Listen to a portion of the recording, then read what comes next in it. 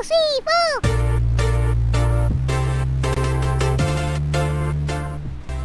ini dipersembahkan oleh Halo Gunarwan dan Gunarwati sekalian, ketemu lagi ya di channel saya Gunar Os, dan kita akan lanjut pembahasan kita untuk review musim kita ya 2024-25. Kemarin episode 1 kita sudah membahas tentang transfer dan permasalahan transfer kita. Di episode 2 ini kita akan membahas tentang cedera dan bagaimana cedera ini mempengaruhi musim kita ya. Jadi buat saya ini salah satu poin penting di mana membuat kita performanya menurun drastis musim ini ya. Dan ya, cedera ini menjadi satu poin penting, dan kita di sini nanti akan bahas bagaimana efek dari cedera-cedera itu dan seberapa banyak sebenarnya cedera-cedera yang kita alami ya musim ini. Sebelum kita bahas, perkenalkan dulu bagi teman-teman yang baru pertama kali hadir di sini, channel saya adalah fans channel Arsenal. Jadi kalau teman-teman ngefans dengan Arsenal atau suka dengan konten-konten sepak bola semacam ini, boleh di like, share, dan subscribe ya. Kita punya target baru sekarang 5.000 subscriber. Jadi untuk teman-teman yang belum subscribe, boleh yuk diklik tombol loncengnya. Diklik tombol subscribe-nya. Lalu dipencet juga tombol loncengnya. Jadi setiap kali saya upload, teman-teman dapat informasi dari YouTube tentang uploadan saya ya. Dan seperti biasa juga, video-video saya ini akan tersedia terlebih dahulu untuk para member. Untuk non-member bisa menonton 24 jam setelahnya.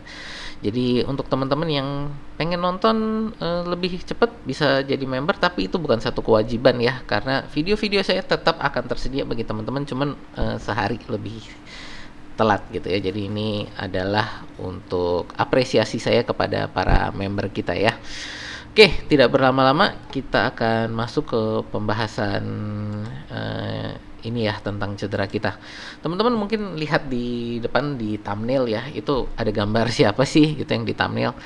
Thumbnail itu adalah Dr. Zafar Iqbal ya. Ini adalah kepala medis dari Arsenal saat ini. Apakah itu artinya saya mau menyalahkan Dr. Zafar Iqbal untuk cedera kita? Enggak, bukan seperti itu gitu ya. Jadi bukan saya mau menyalahkan, cuman ini adalah orang yang ya semusim ini beradu dengan cedera ini ya. Jadi orang yang kerjanya mungkin musim ini termasuk paling berat gitu ya. Dan kita juga lihat bagaimana Bukayo Saka berterima kasih kepada staf medis ya pada saat dia bisa kembali dan mencetak gol gitu kan. Jadi Dr. Zafar Iqbal ini bukan yang bersalah dalam masalah medis ini, tapi adalah orang yang justru berjasa gitu ya. Jadi tolong jangan terus karena saya taruh wajahnya Dr. Zafar Iqbal ini lalu seolah-olah kayaknya saya yang menyalahkan dia untuk masalah cedera ini. Bukan ya. Jadi bukan seperti itu. Nah, untuk masalah cedera ini kita lihat pertama adalah untuk jumlahnya ya. Kita ini adalah salah satu yang bukan salah satu justru. Kalau kita lihat tabel cedera kita ya, jadi teman-teman kalau lihat tabel cedera kita, ini adalah memang kita nomor 1 gitu ya di list cedera gitu. Jadi di list cedera kita ini kita nomor 1 paling banyak dengan 27 kasus cedera. Ya, di bawah kita ada Brighton. Kalau kita mau lihat saingan kita untuk Liverpool ya, Liverpool ini ada di nomor 11 dengan 14 kasus cedera. Manchester City dengan 18 kasus cedera. Jadi kalau Liverpool bisa bermain full ya, itu karena mereka jumlah cederanya nggak seberapa dibandingkan kita gitu ya. Bahkan kalau kita lihat juga Manchester City dengan jumlah cedera yang jauh ya, sepertiga di bawah kita lah ya, sepertiga di bawah kita, mereka pun berjuang mati-matian untuk bisa ada di peringkat 3 gitu, dan kita bisa secara konsisten ada di peringkat 2. Jadi itu menurut saya adalah satu prestasi tersendiri, bahwa kita dengan cedera kita yang ada yang luar biasa banyaknya, kita masih ada di peringkat 2 gitu, dan masih bersaing di peringkat 2 gitu ya. Jadi ya ini menurut saya tetap kita harus mengapresiasi bagaimana performa para pemain yang masih ada di lapangan, dan juga Arteta yang mengatur strategi supaya kita masih tetap ada di peringkat 2 gitu ya. Ini jadi ya inilah problem kita musim ini ya. Eh Berikutnya ini saya juga ingin kasih lihat adalah untuk jumlah, bukan hanya jumlah cedera ya. Jadi kalau di sini adalah jumlah eh jumlah pertandingan yang dilewatkan oleh para pemain kita karena mereka mengalami cedera.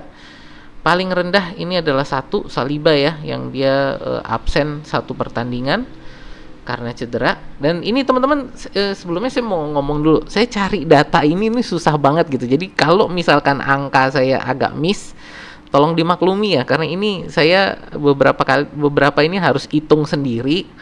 Lalu juga data untuk yang ini nih agak tipis sekali, susah carinya gitu. Jadi ini adalah jumlah pertandingan yang tidak bisa diikuti oleh para pemain ini ya. Jadi ini angka-angka ini adalah jumlah pertandingan yang tidak bisa diikuti oleh pemain tersebut karena cedera.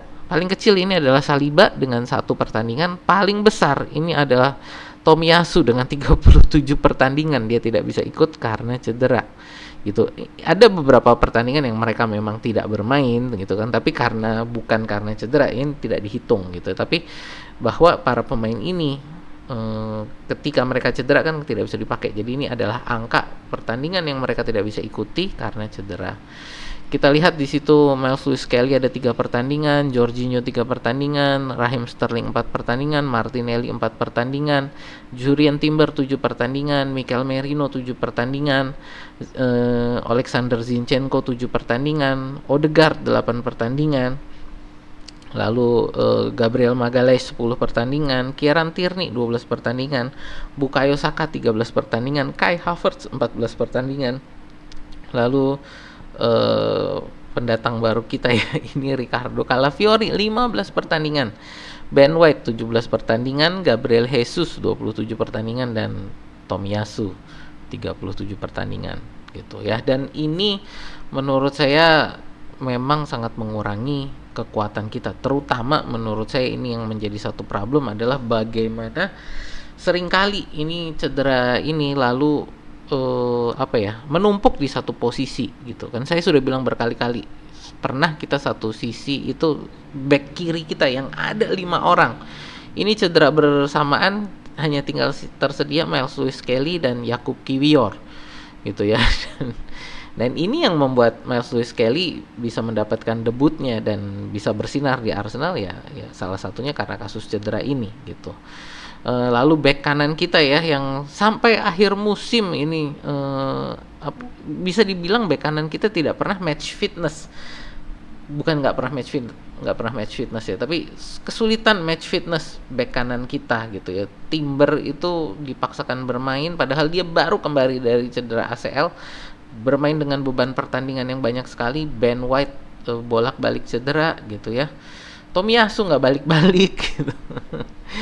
Sering beberapa kali bahkan Thomas Partey yang turun jadi jadi bek kanan. Dan kita lihat di sini Thomas Partey kok nggak ada ya. Harusnya ada beberapa pertandingan ya. Saya juga baru sadar nih Thomas Partey ini nggak masuk gitu. Nggak ding, Thomas Partey musim ini kayaknya nggak ada terhambat cedera kayaknya ya. Dan itu menjadi satu prestasi tersendiri karena 2 musim sebelumnya dia banyak sekali cederanya. Ya ini, tapi intinya bahwa ini adalah jumlah pemain kita yang cedera. Totalnya ini ada berapa ini? Ada 17 pemain. Ya, 17 pemain cedera dengan tingkat tingkat keparahan yang berbeda-beda gitu. Berikutnya ini kita lihat, kalau buat saya ini adalah momen di mana musim Arsenal ambruk ya di Ulleval Stadium tanggal 9 September 2024. Ini adalah momen menurut saya di mana musim Arsenal selesai. Bukan selesai sih, lebih kayak terkunci di posisi 2 gitu ya, dengan cederanya Martin Odegaard di pertandingan timnas.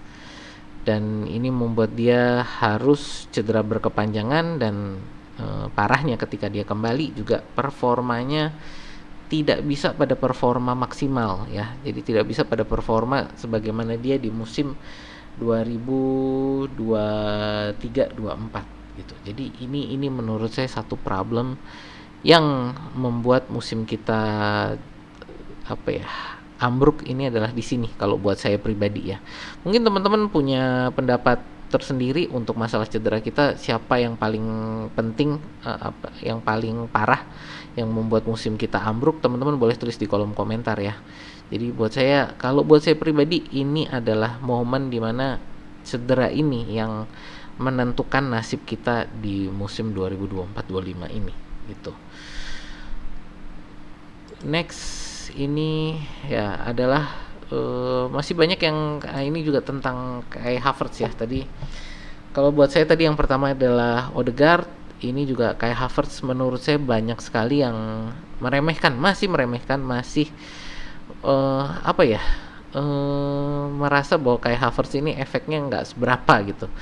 Padahal kalau kita lihat perolehan gol Kai Havertz itu di berbagai kompetisi ya. Jadi kita bukan hanya menghitung liga, kita menghitung berbagai kompetisi sebelum dia cedera ya. Jadi sebelum dia cedera ini dia 15 gol dan 4 assist. Dan dalam tren yang dalam jalur yang tepat untuk bisa 20 gol lah minimal ya, 20 gol ke atas. 20 plus gol harusnya dia kalau dia nggak cedera gitu kan. Jadi menurut saya seandainya dia nggak cedera, musim ini dia mungkin bisa 20 sampai 25 gol. Dan ini menjadi satu problem gitu karena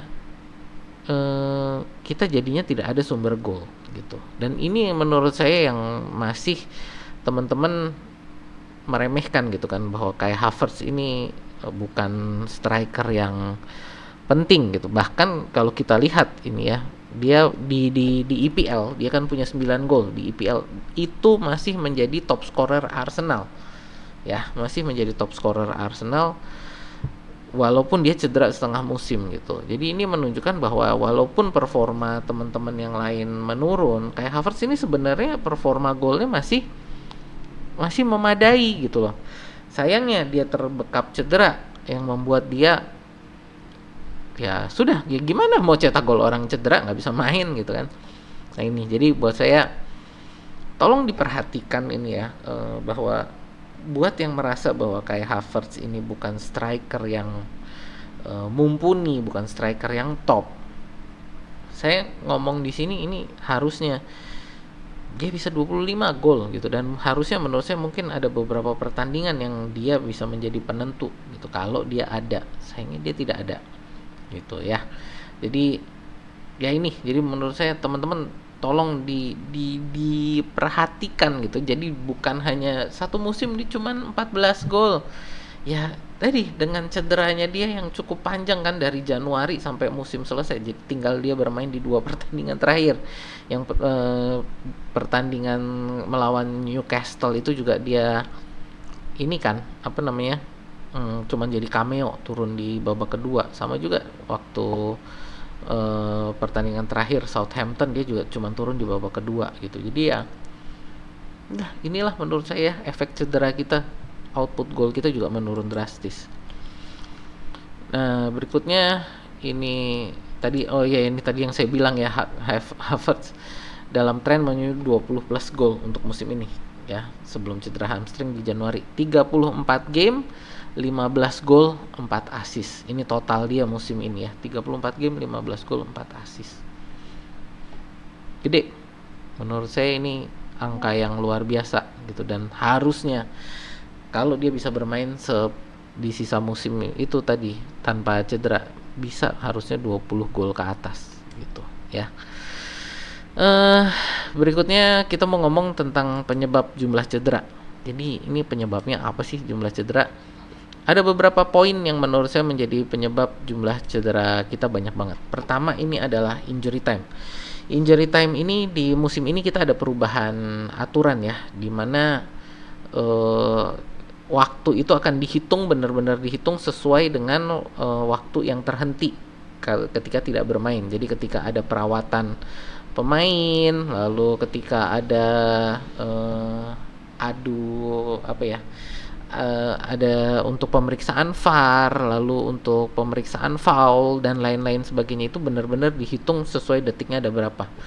Dan ini membuat makanya ketika akhir pertandingan, akhir 90 menit gitu ya. Itu musim ini kan jadinya angka untuk injury time ini bisa 7 menit, 8 menit, 10 menit itu juga sering sekali terjadi musim ini. Berbeda dengan musim kemarin yang kira-kira ya sekitar 3 sampai 7 menitan gitu. Sekarang ini 7 menit bisa dibilang batas bawah gitu ya. Di musim-musim sebelumnya 7 menit itu udah bisa dibilang batas atas, sekarang 7 menit ini bisa dibilang batas bawah gitu untuk injury time di total injury time ya, babak pertama dan babak kedua gitu. Jadi kalau dihitung-hitung itu sebenarnya berarti di IPL itu kita menambah sekitar 3 sampai 4 pertandingan, 2 sampai 3 pertandingan ya, hanya dengan kita menjumlahkan injury time ini gitu. Jadi ini efek yang cukup berat untuk para pemain dalam satu musim ini. Berarti untuk IPL kita menambah 2 sampai 3 pertandingan untuk para pemain kita. Ya, yang kedua, ini juga beban pertandingan yang kedua ini adalah adanya UEFA Nations League ya. UEFA Nations League ini menambah jumlah pertandingan para pemain ini selain pertandingan yang dilakoni oleh klub gitu kan. UEFA Nations League ini ya tadi kalau kita lihat Odegaard ini cederanya kasus timnas ini kan gitu. UEFA Nations League juga kalau nggak salah itu pertandingan Nations League ini yang ya ini menambah beban pertandingan buat para pemain itu, terutama yang mereka yang bermain di timnas itu nambah kalau nggak salah hitung itu sekitar 9 sampai 12 pertandingan gitu. Dan ini tentu beban permainan ini menambah resiko cedera gitu. Dan kita beberapa kali pemain kita cedera karena ikut timnas gitu. Yang ketiga ini adalah untuk di Champions League-nya sendiri ya. Champions League ya ini sebenarnya juga untuk yang tim-tim yang di bawah kita ya, yang Europa League dan Conference League juga. Ini ada tambahan 2 pertandingan untuk fase liga ya. Untungnya Arsenal ini ya fase liganya bisa lolos tanpa harus playoff. Kalau playoff ini akan nambah lagi 2 pertandingan. Jadi potensinya itu bisa bertambah sampai 4 pertandingan yang harus diikuti dengan mengikuti Champions League. Untungnya kita hanya kena 2 gitu ekstranya. Tapi ya tadi kalau kita hitung, oke lah kita anggap yang angka bawahnya aja lah, 2 pertandingan dari injury time, 2 pertandingan dari Champions League, udah 4, 9 pertandingan dari timnas, ya itu udah nambah berarti sekitar 13 pertandingan bagi pemain top kita gitu. Ya inilah yang membuat para pemain-pemain kita menjadi lebih rentan cedera karena banyaknya beban pertandingan yang harus mereka hadapi. Berikutnya ini lalu terus solusinya gimana? Ya, jadi gimana kita menghadapi cedera ini? Buat saya ini ada beberapa cara. Yang pertama ini adalah dengan adalah dengan mengurangi beban pertandingan, dan ini harus dilakukan oleh UEFA. Bagaimana UEFA ini harus mengurangi pertandingan-pertandingan yang ada, terutama kayak Nations League, Champions League juga jangan ditambah-tambah lagi lah pertandingannya ya. Jadi jangan nambahin beban. Malah ini UEFA kemarin bukan UEFA malah FIFA ya, bikin Club World Cup itu kan nambah beban lagi gitu loh. Ya untung ya, bukan untung sih, cuman Arsenal kan memang nggak ikut, tapi kayak City, Chelsea mereka juga teriak-teriak gitu loh bahwa ini nambah pertandingan lagi. Itu nambah berapa pertandingan lagi gitu kan bagi mereka yang ikut Club World Cup gitu. Ya jadi ya inilah hal-hal yang kita harus perhatikan. Tolong bagi UEFA dan FIFA ini gimana caranya agar beban pertandingan ini menurun, jangan justru ditambah. Yang kedua ini adalah ya bagaimana ya, ini kalau ini untuk Arsenal ya, apakah kita mengabaikan kompetisi minor seperti Carabao Cup dan FA Cup, yang menurut saya juga ini bukan solusi sebenarnya ya. Kita mengabaikan kompetisi minor ini menurut saya bukan solusi, tapi justru akan membuat kompetisi ini jadi kayak basi gitu loh. Ya, jadi buat saya kita seharusnya jangan mengabaikan kompetisi-kompetisi ini. Ini memang kompetisi yang menjadi tradisi di setiap di setiap liga gitu loh. Jadi menurut saya jangan mengorbankan pertandingan-pertandingan ini. Tapi pada saat yang sama kalau UEFA sendiri tidak mengurangi beban pertandingan, ya mau nggak mau bagi tim-tim papan atas seperti Arsenal, mungkin kita harus mengabaikan kompetisi-kompetisi minor seperti ini. Ya, berikutnya solusi yang terakhir adalah ya bagaimana kita memperbesar squad. Memperbesar squad ini kan bukan masalah nambah, kan kalau kita lihat ya aturannya itu kan ada 25 pemain ya dalam squad yang bisa kita daftarkan di Liga dan di Champions League. Nah, memperbesar squad ini bukan artinya kita lalu squadnya ditambah jadi lebih dari 25, bukan. Tapi adalah bagaimana ya squad itu semuanya harus namanya pemain-pemain besar, artinya semuanya harus setingkat gitu, levelnya harus ada di level papan atas semua. Dan ini buat saya problemnya bukan masalah dari jumlah pemain, tapi adalah bagaimana klub-klub ini berarti harus bayar gaji pemain top di 25 itu semuanya. Ya, ini akan menjadi satu beban keuangan ya. Jadi ini tentu akan memperbesar beban keuangan bagi klub-klub ketika harus melakukan hal-hal seperti ini. Dan ini menurut saya akan menjadi lingkaran setan gitu. Kenapa akan menjadi lingkaran setan? Karena tadi beban pertandingannya bertambah, lalu kita tadi ambil opsi ketiga memperbesar squad, berarti gajinya harus nambah. Karena gaji nambah, nanti pasti para pemain para klub-klub papan atas ini akan minta untuk UEFA, untuk hadiah-hadiah dari pertandingan-pertandingan ini untuk dinaikkan. Naiknya hadiah berarti UEFA sama FIFA akan gimana caranya untuk nutup ini, bikin pertandingan lagi gitu kan. Jadi akan jadi lingkaran setan, karena kita perlu nambah squad, perlu naikin gaji, akan minta hadiah dari pertandingan UEFA lebih tinggi.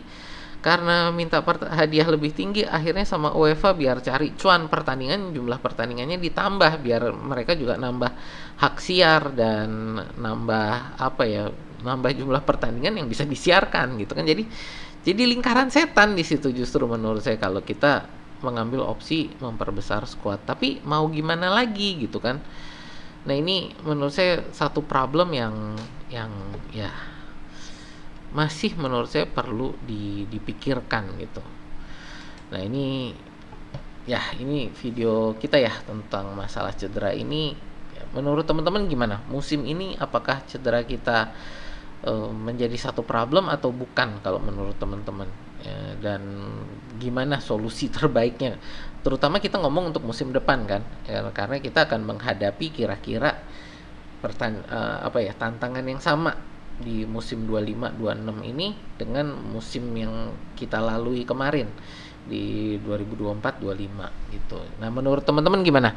Apakah ada solusi yang lebih baik untuk mengatasi masalah cedera ini?